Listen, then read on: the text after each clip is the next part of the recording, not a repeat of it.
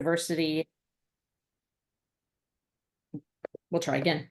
Welcome everyone to our Mentoring for Diversity webinar. We are here today to talk about just that and also share some tools that we have available for how we can be better mentors for diversity. So Shantice, I'm going to turn it over to you. Oh, and Carrie, I didn't let you introduce us. Oh, it's fine. My name's Carrie Hoffman. I'm the co-director of the Region 8 Service Center, or Comprehensive Center, and really happy that we were able to come together in partnership with the Center on Great Teachers and Leaders on this great resource and others. So welcome to the small crowd that we've got today, and those who are watching on recording, we're glad that you're here. And thank you, Carrie. I want to say again, good afternoon, everyone. My name is Shantice Wheeler. I'm a senior TA consultant with American Institutes for Research and the Center for Teachers and Leaders. I am excited to be co-presenting with you all this afternoon with my wonderful partner in crime. And Tammy, if you don't mind introducing yourself. Hello, Tammy Knights from the Center on Great Teachers and Leaders at the American Institutes for Research. Been doing this work for a long time, teacher, principal, district person, all the things, and really excited about these tools. And we have Brenda. Hi, Brenda. I see your beautiful face. Good afternoon to you. Also, Chris, if you would like to unmute also or show your camera. And I see Jennifer has joined us. So we have 3 wonderful participants here live with us. And this is meant to be an interactive presentation. So it's a presentation conversation, and we're going to give you some powerful tools. Okay, so we're going to start off with a little interaction. And it's just a welcome and kind of check in. If you don't mind, in your chat, you can introduce yourself and also state when you started your career, who mentored you, what made them a good mentor or not. And if you didn't have a mentor, what qualities or qualities would you have would have wanted in the ideal mentor? And I'm going to give you a few minutes to do that. And after doing that, Shantice, I don't mind sharing. When I remember being as a teacher, being assigned a mentor, but that mentor never actually talked to me. And she was assigned, I was a Spanish teacher, middle school Spanish teacher. And so she was assigned because she was the other language teacher in the building. But I taught 7th grade and she taught 8th grade. So we never saw each other. And she was a kind enough woman, but there was no mentoring program. So any mentor I had was somebody like I sought out myself and tried to find, those mentors who could guide me in practice. Trying to think back when I started as a new teacher, I was a special education teacher, 6th grade. And I actually I remember Miss Scara. I can remember her name. She was wonderful, but she was retiring. And it was very well known that this was her last year. One thing I will say she definitely did is she gifted me all of her resources. Now, it wasn't a formal mentor program, but I will tell you, I leaned on her and I still recently find some material she has given me that I might use with my own child. But I did have a positive connection with her, but it was not a formal mentor type program.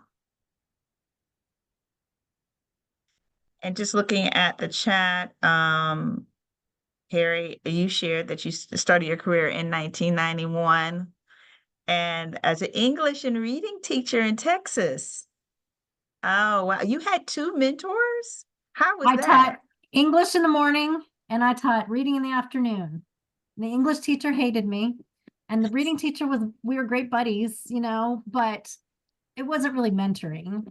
It was just, she shared resources and those kinds of things, but it wasn't really mentoring.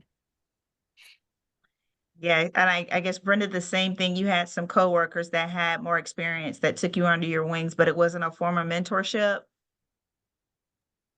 No, The job that I was in, they didn't really assign mentors. It was more that the more senior coworkers would help train you, and part of that was just you were in the same office, so if you needed anything, they were consistent people you could go to as well. Wow. Wonderful. And I see, Jennifer, you stated that you just started your current job about a month ago. And your mentor as a professor, my mentor as a professor, and he was a great one because he inspired me to leave my home state for grad school. That's wonderful. So, Anything else you would like to share? Just the fact that he was like always making time for me whenever I needed to just vent, or just even now, like I met him probably like 3 years ago and he still touches base with me, so that really means a lot. Wonderful. And Holly, I see that you stated that you had a very nice mentor that helped you, but you felt like you had to be just like her and doing it right. That's very interesting and probably very true. That's a lot of pressure. Anything else you would like to share? No, not right now. Thanks. Very good. Brenda, I see your statement here. You had some coworkers that had more experience with you, and you shared that information. And is there anyone else? Tara, you mentioned some mentors were definitely more have been stronger than others. Yes, when I did the TQP evaluation, there was a residency program, and some of the newer teachers absolutely had great experiences, and others did not renew their contracts. So the strength of the mentor and understanding what the needs are make a huge impact in new teachers. So true. So true. And that brings us to what we're going to be talking about today, how to strengthen that connection and the importance of that mentor with that, especially that induction teacher or that new person into that position. So here are our session agendas for today. We're going to have an overview and an introduction to the concept that we're talking about today, understanding of the data and the research that is out there that supports really truly having mentors that understand the diversity of those that they are mentoring, a history of racially diverse teachers, mentoring and induction program consideration, and finally the diversity conversation guide and modules preview the resources that we have for you.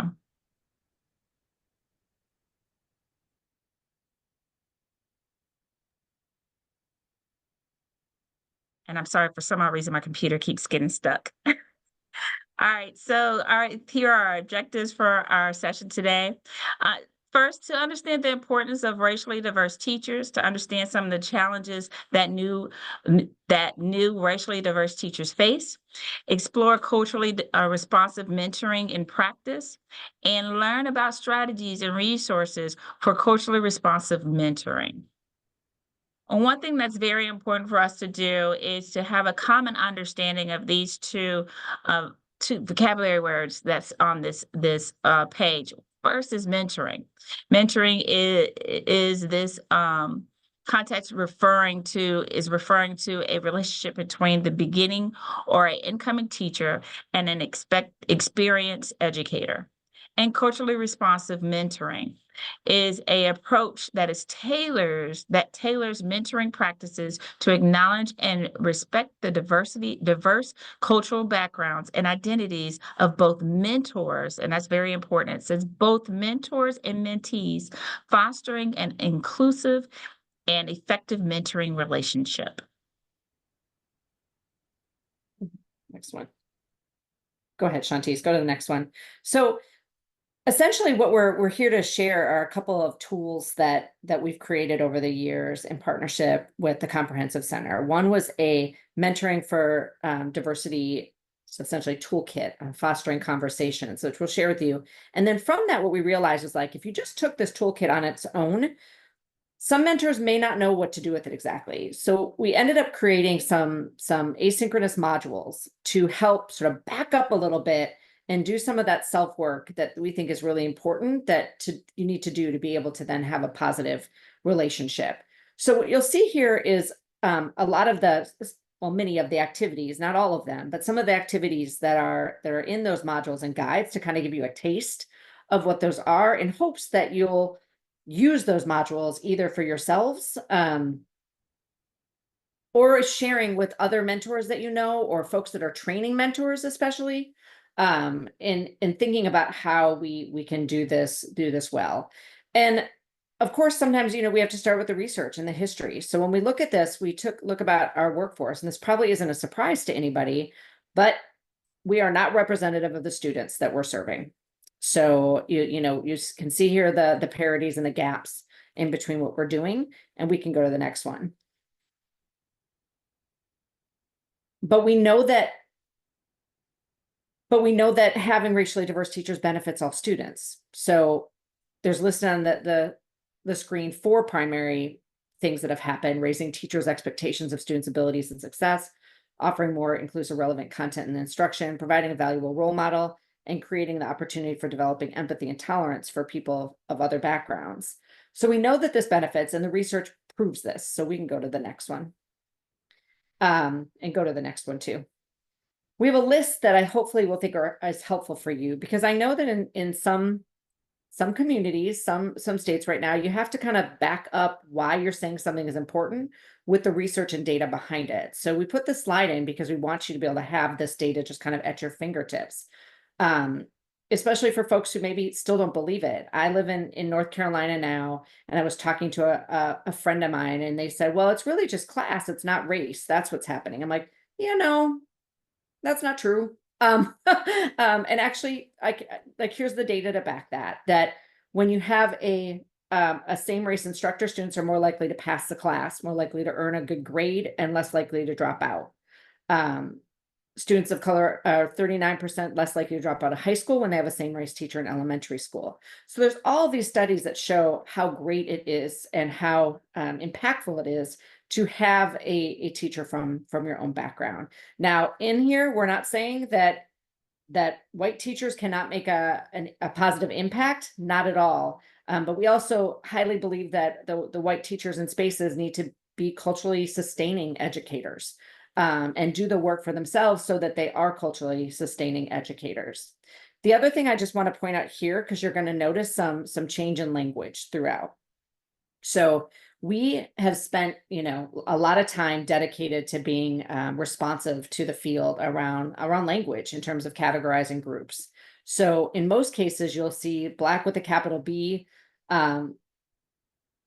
Latine, Latina, and instead of Latinx or Latino, Latina, as we are learning and growing and trying to be as affirming as possible, even though we know in every category if you're naming categories, it's really up to an individual to decide how they want to, be referred to, right? And usually we try to stay away from that altogether. But what we did not do is change it when it was part of somebody else's report. So like you see in the Grissom and Redding, it says Latinx students. We didn't change that because that's their report. So I just wanted to point that out, because you'll see different language. You're gonna be like, why do they have the different language all over the place? And it's because we came to a conclusion on what language we wanted to use after lots of consideration and conversation, but also we don't have the authority to change someone else's written work. We can go to the next one, but there's just a bunch of things. And if somebody could come off mute and just read this quote, that'd be great.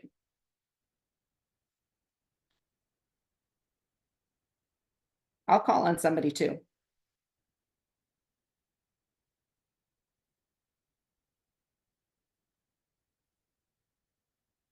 Brenda, you're smiling at me. You actually gave me a smile, and you poor thing. You're the only one on camera. So I'm going to see if you'll do it for me. Sure. We talked the same language and we had some stuff in common. Sometimes it makes me think that other students or adults of color would be able to become a teacher. So just a reflection from a student about this. It's so often for us as adults to think about, well, we think this is what students need and this is what they have. And, out of the mouths of babes, right? Around what they really need and what's helpful for them. We show this pool of potential Black and Latina teachers, and it didn't look great. And this is relatively older data, right? From 2007 to 2012. But we haven't made a huge dip in this nationally. And us knowing that we need to do this, because as we showed in the previous chart, we have about 51% Black and Latina students identify as Black and Latina, and that's not what our workforce is. So again, we have these in there. We're probably speaking to the choir right now around things that you already know, but just so that you have the data in your back pocket. And this is another chart that just talks about new teacher hires, and what we need. And we can go to the next one, Shantice. So here are a couple of findings in terms of how to develop, support, and retain racially diverse teachers. So it thinks about, monetary incentives, looking at providing professional development to support their unique social emotional needs of, particularly in this one, Black male teachers. Like I mentioned before, making sure that our white colleagues have the strategies to build positive working relationships with Black and Latina colleagues during educator prep program and mentoring and induction programs. And strengthen school leaders' ability to improve teaching conditions and have them understand what it means to be a culturally responsive or cultural sustaining leader. Go ahead, Shantice. So that was just a little quick snippet of data that's out there. Hopefully that if you need it, you can pull it and use it. And just to ground ourselves in the why and why this is so important. And Shantice is going to talk about the history and how it impacts where we are today. And again, hopefully give you some resources. I have to say, when centering diversity and equity around diversity and equity, it's essential that we understand our history. Only once do we understand our history and the legacy of discrimination against teachers from underrepresented backgrounds can we begin to heal as a profession and support new teachers from underrepresented backgrounds. This video tells the history of Brown versus Board of Education and its impact on teachers. And I'm going to play this and then give you a personal testimony from myself. Integration. Brown versus Board of Education completely altered America's youth when it ended segregation. But the impact doesn't stop there. This is the story of those who truly bore the cost of integration, and how one classroom defines our nation.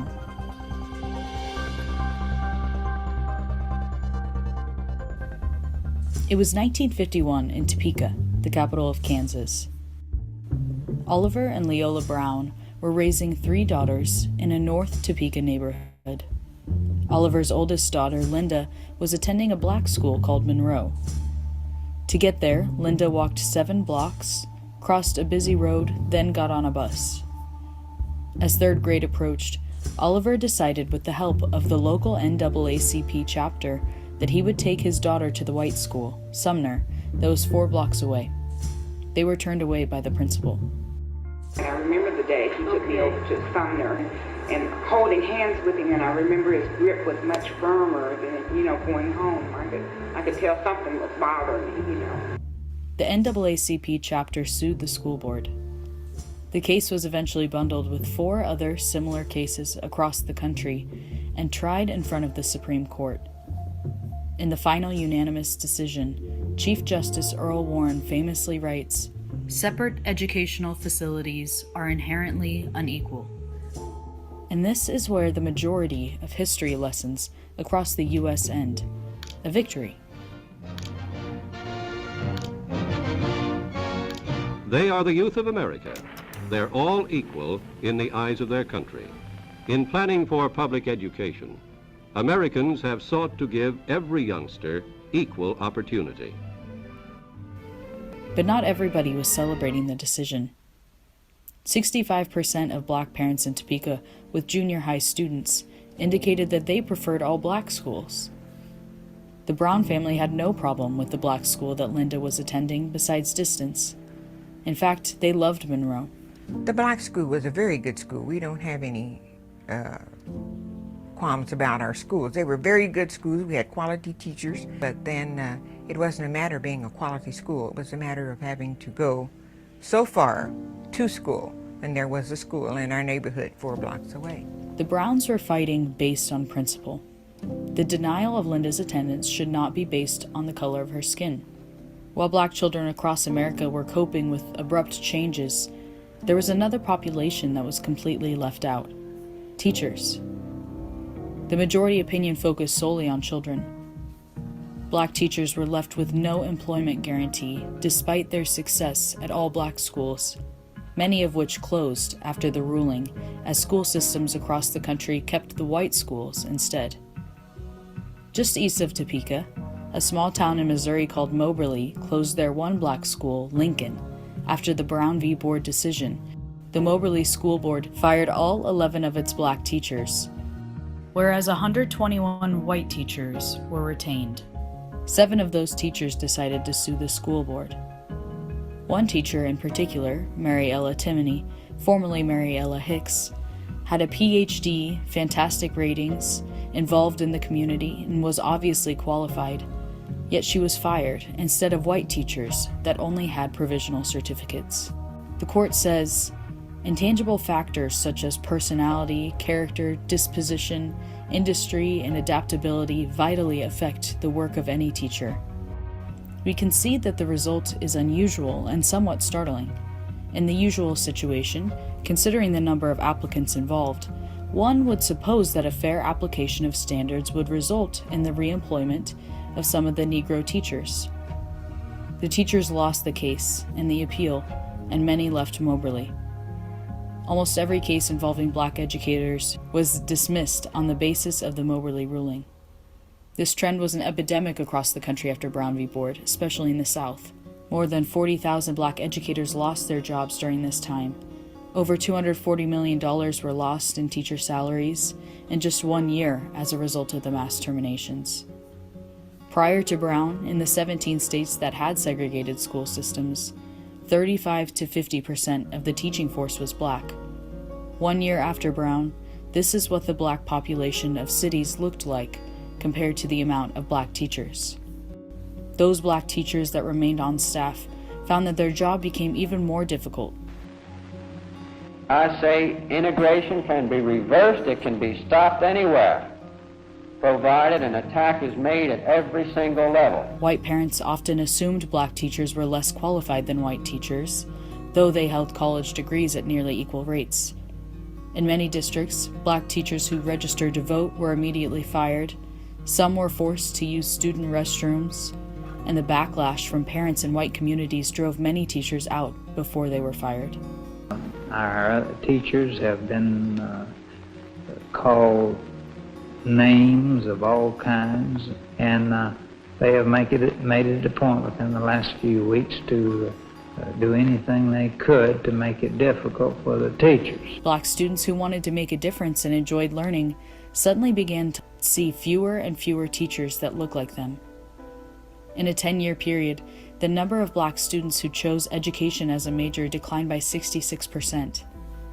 Without advocates in the classroom, Black students were harassed by teachers, parents, and fellow students, and today they are often cited for behavioral issues at a disproportionate rate.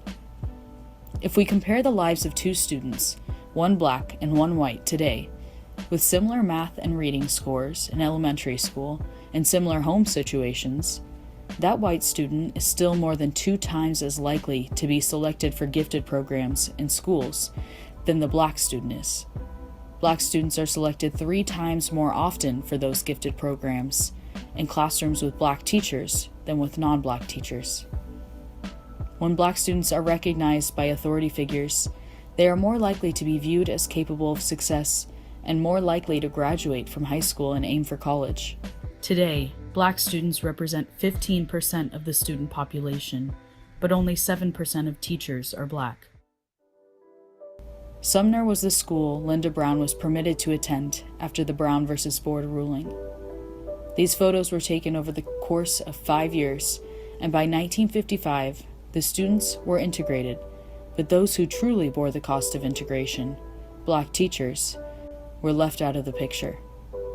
This classroom tells the true story of integration. not an empty ruling from a government that provided no plan to ensure the success of non-white students.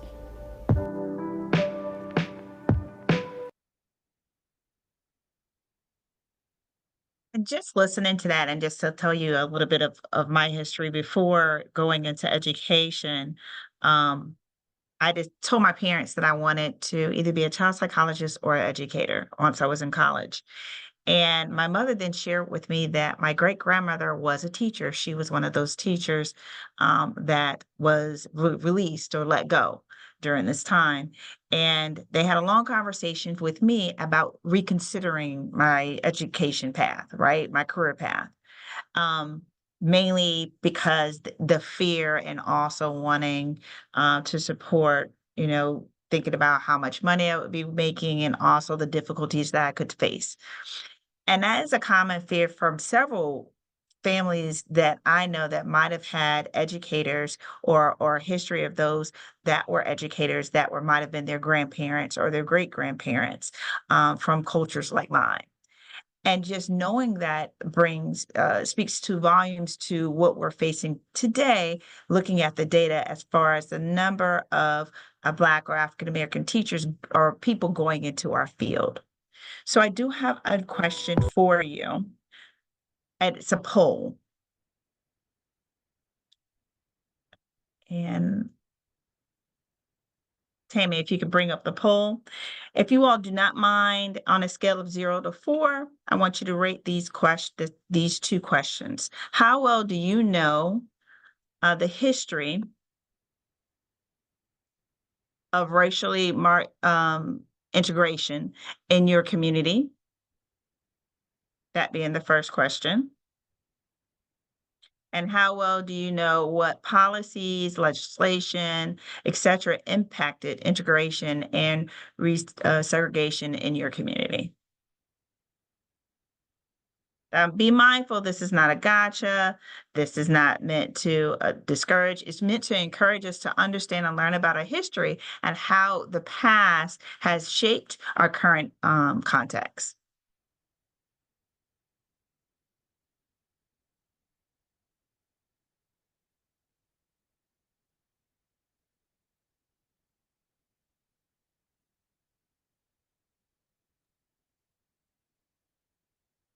And we've asked this question in a lot of places because it's not something that's necessarily taught in education prep programs, right? You're not taught about the redlining that has occurred in your district, or there's a district we work with in one state where the city itself doesn't have an elementary school district in it. All the kids are bused out to a county for their education, and so therefore the parents can't vote on those school board members from where they live, like how that impacts things, or the when white flight happened, or when integration happened. I distinctly remember when busing was the thing in my elementary school, and my mom going to the PTA meeting and leaving saying, I will never go back there, because someone got in this huge uproar of the families were like, you're not sending our kids to that school. And at the time she was like, I just don't understand. I don't get it. Right. And that was, in a northern state. I grew up in Wisconsin, where we're taught that, like these issues are only in the South. These are not issues, like racism, quote unquote, doesn't exist here. Right. And I think we could all agree that that's not the case. And in fact, some of the states in the North have a very horrible history of racism within the education system and other places, including higher numbers of lynching, among other things. And it's not to, tear us down, but I think so many people just don't know.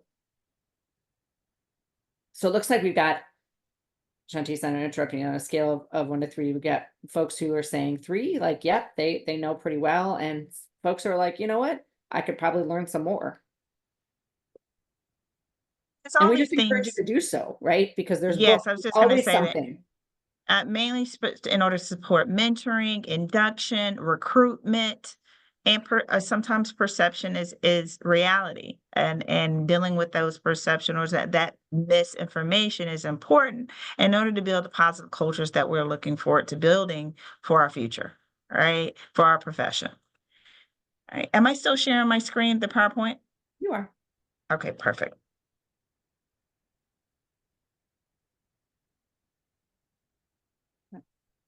I'll stop sharing that. Okay.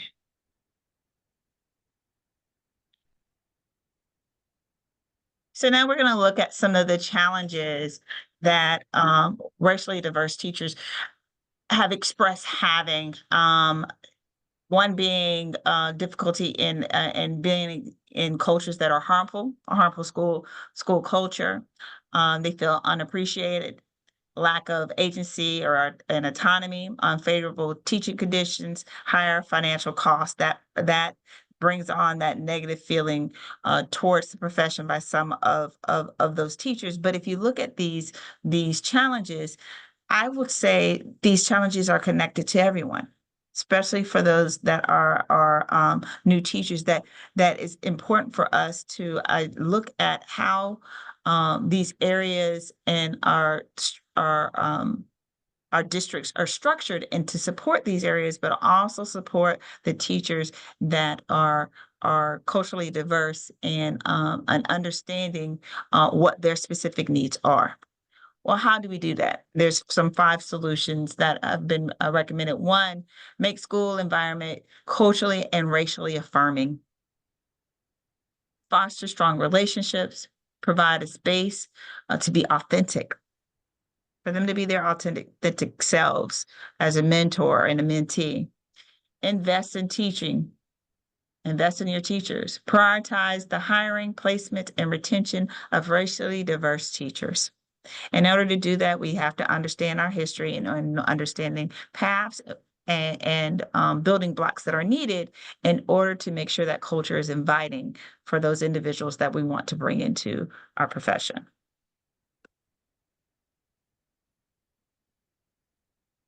So let's take a few minutes and have a little chat where you have heard a lot from us. We want to hear from you. How can mentoring help support new teachers from racially diverse backgrounds? And if you'd rather come off mute and just chat, you can do that too.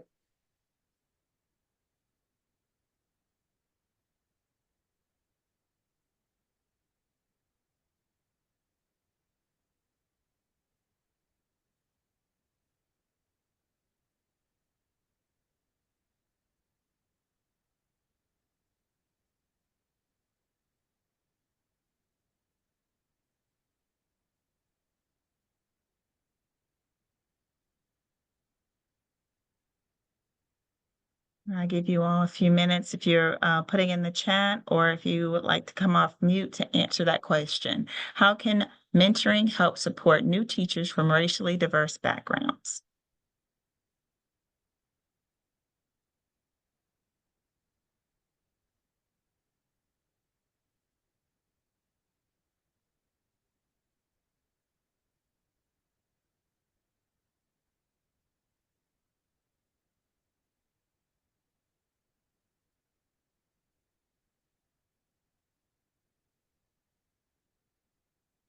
Shanti, should we, for the sake of time, people can keep chatting and typing and we can come back to it, but you want to move forward? Yes, I was actually gonna state one thing I will say, definitely just being a person that's racially diverse. One way I see, and thank you, Brenda, I saw you were typing, so I was giving you a few minutes to put chat. But one way to understand why this is important for us to consider when we're thinking about the students' needs, we think about all of the students that we serve, right? The same thing when we're thinking about the staff, we need to think about all of the staff that we have at our school and understanding the data pieces. Being the only one sometimes is very isolating.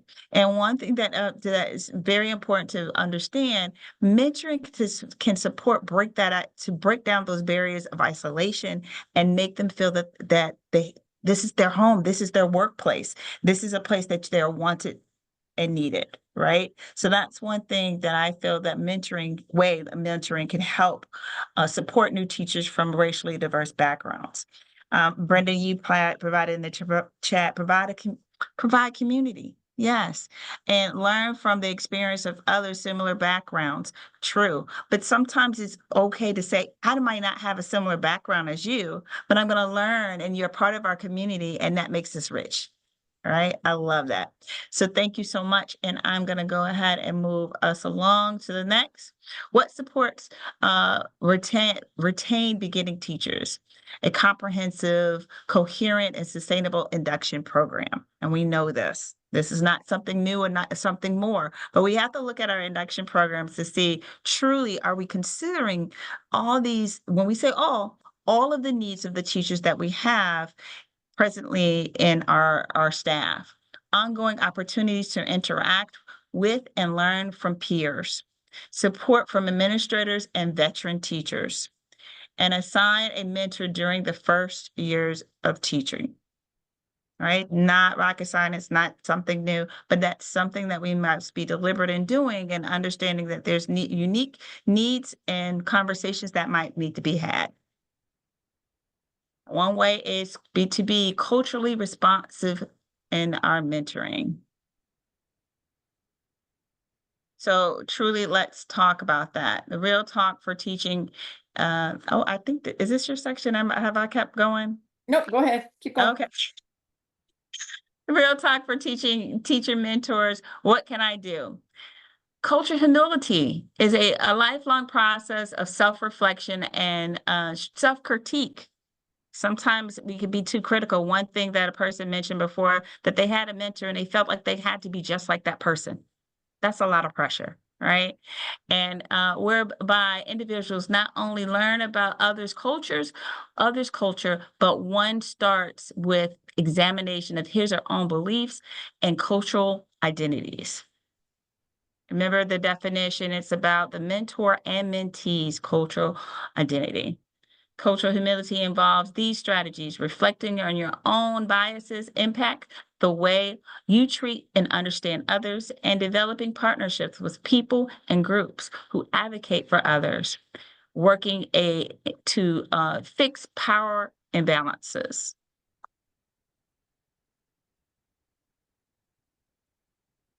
And looking at that, if you already have a mentor program or induction program, I'm going to give you all a few minutes just to read over these points. And what I want you to do is to think about, and everything that we talked about as far as being culture responsive, especially for those people that we have in the program. Think about your own program and how you can make some tweaks or adjustments or areas of strength. And what I want you to do is either put a check or annotate somewhere where on here areas that you feel that you can grow in, or areas that you feel that you are doing a great job in. I'm going to give you a few minutes to reflect on each one of these points.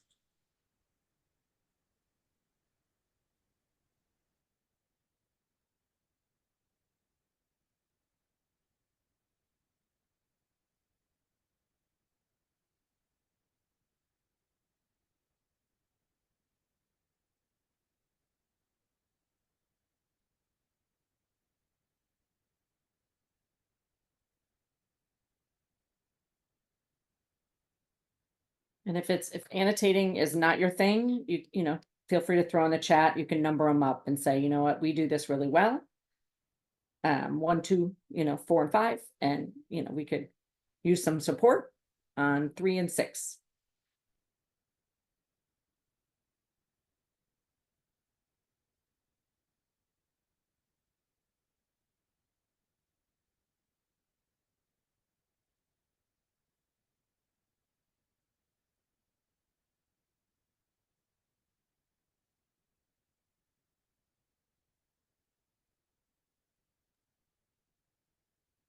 One thing I would also suggest is to look at your induction program plan and just reflect on those structures that are written out to say, do we really do this? Is this a common practice? Do we measure what we say that we do?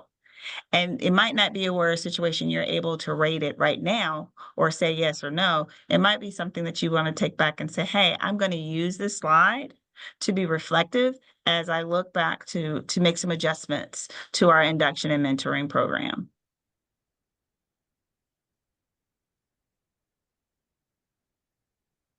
Shanti, so we can, I think, go to the next one. Yep. And I can go to the next one too. So like I said at the beginning, part of this came out of a desire to create this guidebook, this power of teacher diversity, fostering inclusive conversations through mentoring. And then everything we've been talking about, some of it might have been new to you, some of it may not, but we know every teacher has a different background, a different learning, and from where they come to the table in their current career. And what we landed on was the fact that in mentoring is the first piece of this is around this conversation and being able to have conversations with folks. And the part of that is to get to that point, you have to be able to do a lot of self-reflection before you can have honest, open conversations with anyone, really. But really doing that self-work first. So we put there's the QR code there. I'm going to put a link in the chat to this guide itself. And this guide was developed in 2021, was when it first came out. And from there, what we realized too, is that if you picked up this guide, you might not be able to just completely have these conversations because some mentors may not be at that stage in their cultural competence to be able to have those conversations. So you might say, oh, it's really easy to just go and have this conversation about something that you realize was maybe a racially charged topic.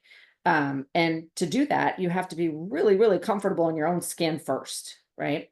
And so what we came up with was some modules that we've shared some of the content that we've had in here. There's a lot more. There's three full modules. And we'll be sending a link to those modules in our thank you for attending our webinar email so that you can have them as well. But they're self-guided modules that go through these topics that we've talked about already. The why is it important? Why does diversity matter? Why, and then going into the history, but then really going into strategies for culturally responsive mentoring and looking at yourself first and really understanding yourself and how your identity impacts how you might approach situations. Like I said before, I think there are a lot of people that just don't know what they don't know because they don't have to know. If you've never experienced discrimination, whether it's in education, whether it's in a store, whether it's wherever it is, then you may not recognize it as rampant as it is for some people who live in our world. And it's easy to kind of put off those feelings sometimes. And so we talk about some hard situations in this book and how you can respond as a mentor or a trainer of mentors. We can go to the next one. So for example, one of the things that we do in the guide and in the scenarios is we have some scenarios with new teachers. Now I'm going to point out right here, these are incredibly, I would call stereotypical names within communities. And we did that intentionally because we spend a lot of time talking about bias and unconscious bias and intrinsic bias, right? So we did this on purpose, and the activity that we have actually has these pictures not there first, and has people sort of think about, just put that picture in your head. And our goal is to not say that having bias is a bad thing. We all have biases. It's part of our lived experiences and how they've been shaped since we were born, right? And all of those lived experiences and what we've heard and what we've done. But then the point is to like, what do we do with those biases? Do we let them dictate how we make decisions, or do we challenge our own biases? And when people tell us something that maybe wasn't part of our mental model of the situation, do we listen and maybe adapt and be willing to adapt on that? So one activity that we do with this is we look at some teachers, and I'm going to read a scenario to you that's part of the activity that we have in the modules.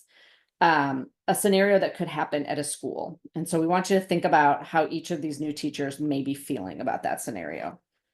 At the monthly Parent Association organization meeting, parents and community members typically join to share concerns about learning in the district policies, and try to figure out how to best support teachers. Sounds typical, right? These meetings are usually small and free from intense conflict, although I've been at a few. At one Parent Association organization meeting, all three of our new teachers from diverse backgrounds are attending. This is their first time joining a meeting like this. So we ask people to think about, well, how do you think they might be feeling even before the meeting starts, right? As a new teacher, their first time at one of those events, right?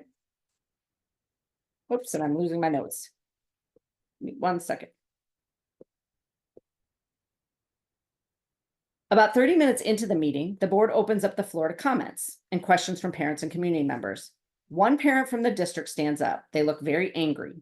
With a sharp tone, loud voice, and aggressive body language, they start to talk. These radical teachers are being paid by your tax dollars to deceive you. These public school administrators are devoted to promoting social justice in classrooms. They are devoted to teaching your children that America is systemically racist and that capitalism is inherently racist. There was a resounding hum of consensus from the other parents and community members in the audience. Several other parents get up to share similar concerns. The next day at school, you were in a professional learning community with Lakeisha. Lakeisha was attending the PLC with her middle school team of 6 teachers, including John and Maria. During the PLC, teachers are discussing the parent association meeting from the night before, right? We do that. We talk about, ooh, did you see what happened last night, right? At the board meeting or the PTA meeting? A veteran teacher turns to Kelly or Lakeisha and asks, what did you think of the parent meeting last night? You must have a lot of opinions on critical race theory. Do you teach it in your class? The group sat silently as they stared at Lakeisha. Her body appeared tense as she responded to the question with an uncomfortable laugh. Now let's go to the next slide. And again, we may not think that this stuff happens as often as it does, right? And I think part of this guide is helping people realize that these types of situations happen to new teachers all the time. And it could be based on their race. It could be about their ethnicity, their first language, whether or not they're an alternative teacher or a traditionally certified teacher, all of the different variations of their identity. So we ask people to think about then, like sort of, what are the assumptions being made? As if you're this person's mentor, how would you know how your mentee is feeling? Maybe, according to our scenario, she's sort of tense and, sort of hushes up. You might have a mentee who's like, nope, I know how to handle this exactly, and does so, right? But still, how do we know how they're feeling? How are you monitoring or checking in with your mentee? How do you validate how your mentee is feeling? And then thinking about the power dynamics and how they vary by the role, your age, your gender, your race, your experience. There are power dynamics. As we heard before, someone saying, I felt like I had to be my mentor, that's the only way she was going to think I was doing it right. Where we all know or maybe we don't, as we're thinking about that, the goal as a mentor is not to make somebody become you as a teacher. The goal is to help them become the best version of themselves in the classroom. But we want to think about what that looks like. And then also thinking about, well, so what about Maria and John over here? They're new too. What are the possible ramifications for them as new teachers in this? And how do you as a mentor have that conversation with all of them, if they're all your mentees, to make sure they feel safe in the building, to be their authentic self, to be able to speak up or not feel like they're going to be called on? So these are the kind of questions and scenarios we put forth in the modules for people to really think about. It is it's a really much of a self-reflection module. So we hope people actually think about it, right? And go in and say, oh yeah, I guess I didn't think about that, a new teacher might feel like they can't say anything now, or they're never going back to a PTA meeting. So you've just discouraged them from that. And having those conversations. Like, what I think would be amazing to do with these modules, if you're somebody in a position to do this, is to have people, sort of do the modules together as a cohort, so that you can have a group conversation about it as well, and share your own feelings, or if you've had experiences like that as a teacher. We can go to the next one. And we have also some ideas. Go back to that one. I'm sorry, Shantice. One more. We have some commentary about pieces. So, like, honestly, that mentor teacher may not have been their comment to be harmful, and they might actually have very positive intentions. But we also can't negate the fact that this calls out the power imbalances, right? And what we see often and not, and we go in the scenarios in terms of, we go into microaggressions or aggressions, and we go into the invisible taxes that teachers from diverse backgrounds experience. And then we go into these pieces around things where we defend. Even a colleague in my own organization had to come to terms with the fact that somebody they knew was people kept saying to them, they kept saying off-cuff comments. And they just kept saying, no, but I know that's not what they meant. And honestly, at some point we have to realize that even if they don't mean it, the harm has been done. And as mentors, who are we going to be to help undo that harm or prevent that harm for our mentees? We can go to the next one. Another thing we do in the scenarios, and we'll just do a couple of these really quick just to show you what's out there, is we do scenarios with mentor teachers. So go ahead to the next one. And so we recognize that some mentors will come in and say things like, well, regardless of identity, I want to treat all my teachers the same. Sort of that danger and one size fits all, right? Like, I'm not going to differentiate how I approach this because I'm just going to be the same for everybody. That's what's fair, right? That's what's equal. Go to the next one, Shantice. And so we offer a potential response to that. So what could somebody say if that's what somebody presents to them? And of course, these are one way that you could respond, and there are so many different ways that you could respond, but hopefully it gives some tools to folks who may not always feel comfortable having those conversations or challenging statements like that they may just let it go instead of actually confronting that challenge and saying, hey, but there's a danger to that one size fits all response, right? And just like Shantice said earlier, with students and meeting needs, we need to think about our teachers as well.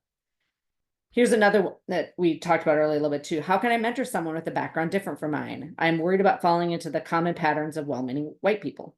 So we can go to the answer or the potential response in a way that we could say, like, we know that you might struggle to mentor someone who has a different background, but be open about that, right? Like, it is okay to be different. And you can let somebody know that you might be learning and you're trying your best and you might mess up.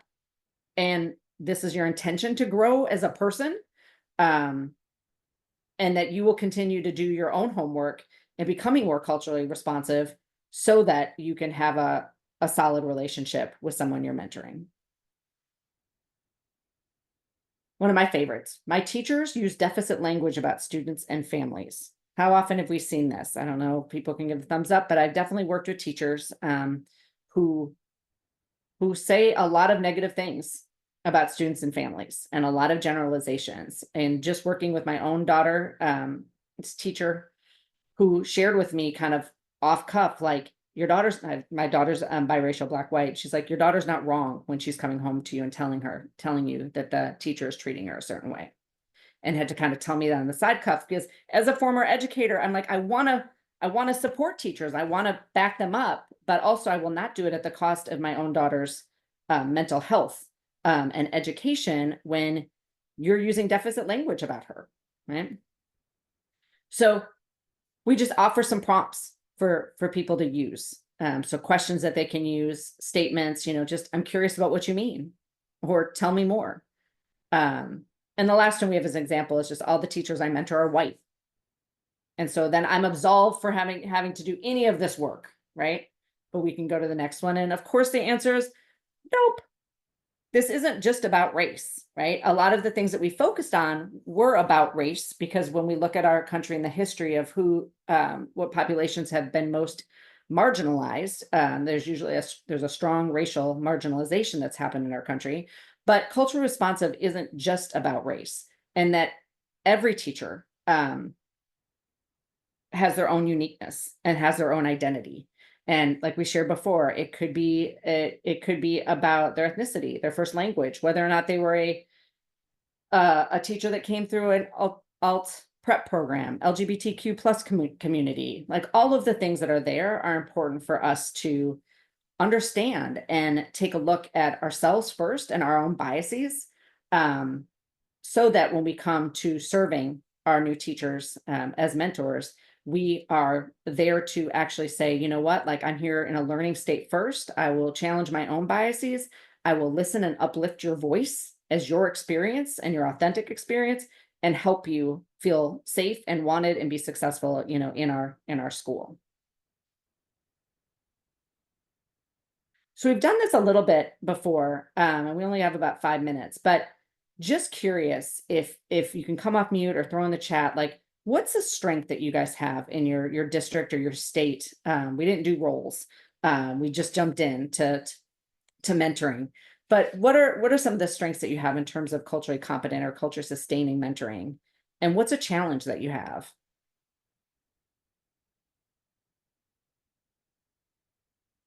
And like I said, feel free to come off mute.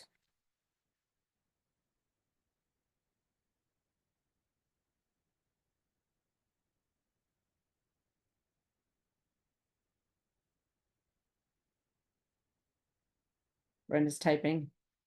Jennifer, if you're still with us.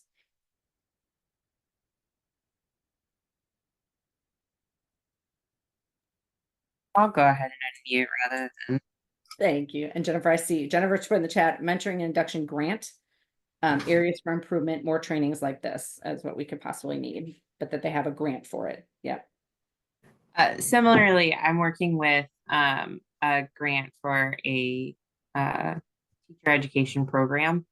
And part of what we are looking at is mentoring an induction and building affinity groups for our student teachers as they go into their residency, and really connecting with paraprofessionals in the area as well.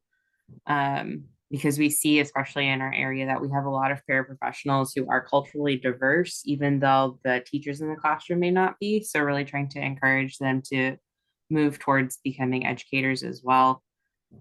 So I think there's a lot of places that we can see students that we can bring into it to move towards becoming educators, and supporting them and trying to provide them both the information and the education that they need to be in that space, and get them the support that they need. I think one of the challenges is really just trying to figure out the best ways to develop some of that, because we do have we're just starting this, so making sure that the things we're putting in place are going to be effective for what we're trying to do to support our students. Brenda, I'm going to have to show this, because in some other work that Shantice and I both work on is something we call just generically diversity labs. But one thing that we look at is it's looking at how to racially diversify your educator workforce, and taking a look at the data that you have that usually show just what you said. We have a lot of paraeducators or instructional assistants that are racially diverse, but they're not teachers. And so we do a root cause analysis process where we start looking at that and recognizing that, hey, one of the root causes could be that in your K-12 space, we're not educating our racially diverse students to be eligible to start their teaching career in the first place. And having that kind of a conversation where we look at a whole bunch of things in terms of like looking at your the way you hire, your hiring process, who's in charge of hiring process. Are those people culturally, sustainable, culture sustaining practices in their hiring processes, in their retention, looking at these sort of pieces and sort of flushing that in. So feel free to reach out to us afterwards if that sounds like something you would be interested in talking more about or learning more about, in terms of even some tools that we have out there around doing some data conversations. Because that's, Grow Your Own is a great program, and I think it's a great way, but for me personally, I think it's kind of reactive, and it's reacting right now, and that's great. But I also want us to be proactive and looking at what are the true barriers and what are the true causes of why Black and Latina educators are not feeling comfortable within a district in the first place, or wanting to come. Sorry, I got on a little tangent soapbox, but thank you for sharing. And Jennifer, thank you for sharing. Hopefully, when we send you the link to the modules, and hopefully you were able to get a link to the guide, that these can also be things that you bring into your toolkit and help people use as part of like their mentoring and induction grants, and sharing it with districts to use with their mentors, even if they do, because like we heard before, mentors have to have some type of professional learning. Just because you're a quality teacher does not mean you are great with working with your peers, right? And so we have to have folks that are trained to not just try to make mini-me's, and given some professional development opportunities of how to mentor and how to work with adults. And as you help folks in doing that, hopefully these can be tools that you can use. Are there any questions? No. I hope this was helpful. Someone gives me a thumbs up, like something was useful. Yay, thank you, Brenda. Sometimes you want to make sure, you wonder, you're like, is it hitting? Is it not hitting? Is it relevant? Jennifer gave us a thumbs up as well. Yay, Jennifer, thank you. Appreciate that. You want to go to the next slide, Shantice, because I think it has maybe it's not, maybe it's just references. Okay, so I'm going to put our email in the chat. And you can also get to us through the Comprehensive Center. But feel free to reach out. Thank you so much for taking the time to meet with us this afternoon. We really appreciate it, and just appreciate your willingness to come off and share, whether it's in the chat, small group, Brenda taking the leap and telling us what's going on. We absolutely appreciate that and are here to support the great work that you're doing on the ground with teachers so that they can be their best selves for our kiddos. With And that, I just want to thank, I'm sorry, I just wanted to thank you. everybody for being here. It was great. I took lots of notes and appreciate, just everything that you all shared. It was really fantastic. So, yeah, we'll send you all the link to the recording and some other things after that. They're ready for you. I think we had a couple of the resources we're going to send the links to, right, Tara? Yes, the guidebook, the link is right here. So Okay. you're welcome to, and you could have also scanned the QR code to bring that up for you, and the modules will be available soon. Yeah, So that's we'll what I was thinking. do Yep. that. Okay. Well, have a great day, everybody. Thanks so much. Thank you, everyone. Have a good Thank you. school year.